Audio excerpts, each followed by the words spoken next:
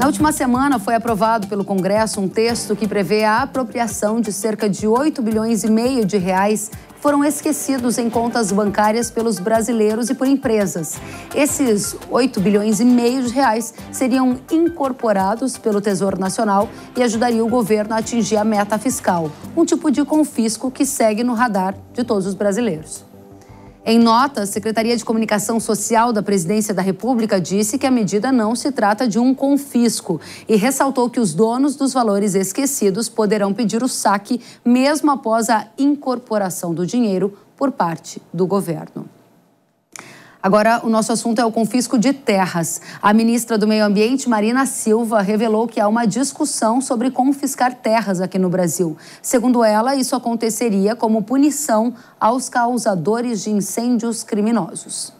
Há uma discussão de que se possa aplicar o mesmo estatuto que se aplica para situações análogas à escravidão, em que aquela terra é confiscada, ela volta para o domínio do Estado para quem comete incêndio que seja claramente criminoso.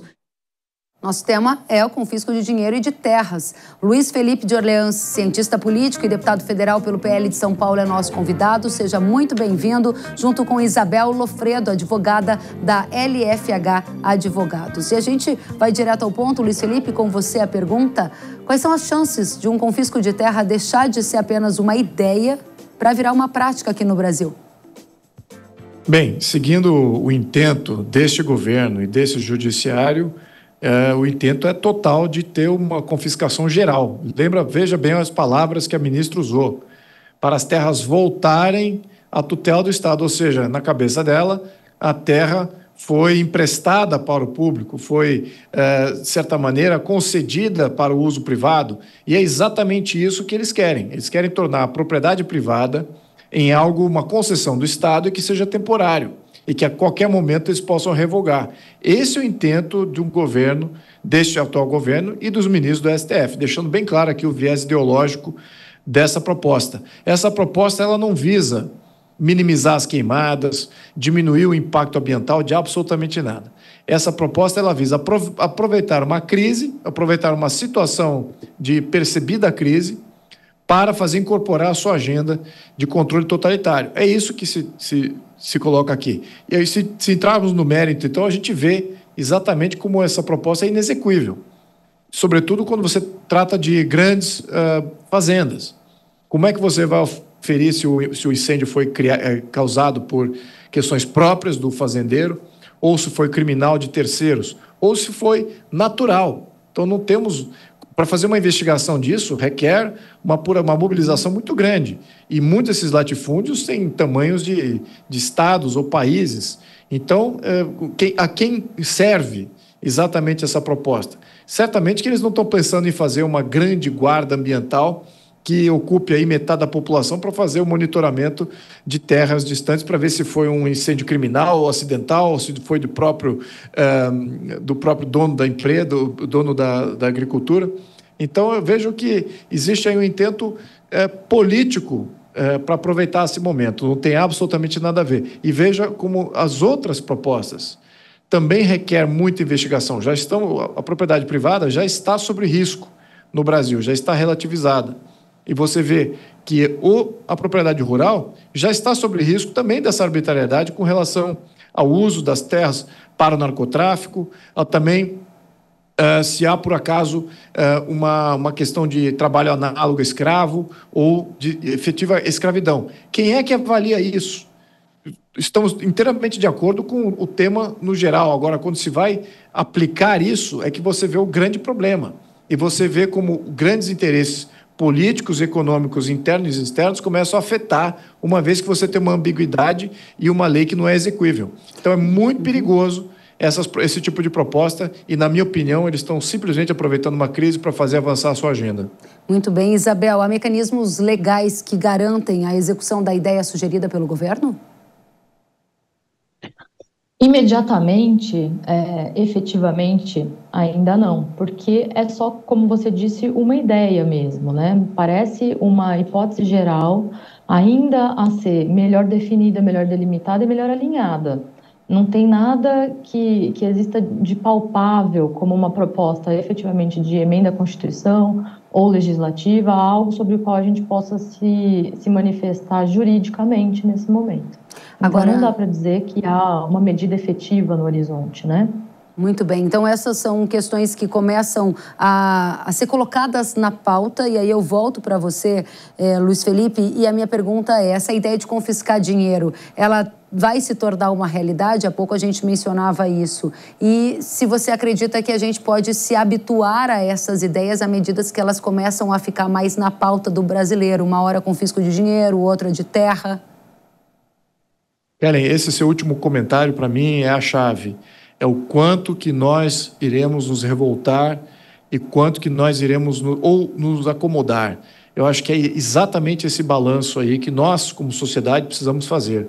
Porque é exatamente essas pequenas medidas que parecem ser justas, parecem ser boas, parecem não afetar a grande população como um todo, não ter um impacto político, comendo pelas beiradas que eles começam a esquentar a frigideira onde o sapo é assado, né? Lembrando da analogia aqui do sapo, não na frigideira, mas talvez dentro de uma panela, né, cheia de água. Você vai esquentando a temperatura, então eles vão comendo pela beirada, de repente a ideia de confisco passa a não ser mais uma ideia, a ser uma prática, e as medidas confiscatórias passam a ser cada vez mais crescentes. É isso que a gente tem que tomar muito cuidado, não podemos permitir, e vou ressaltar de novo a linguagem que a ministra usou, porque isso denota a ideologia.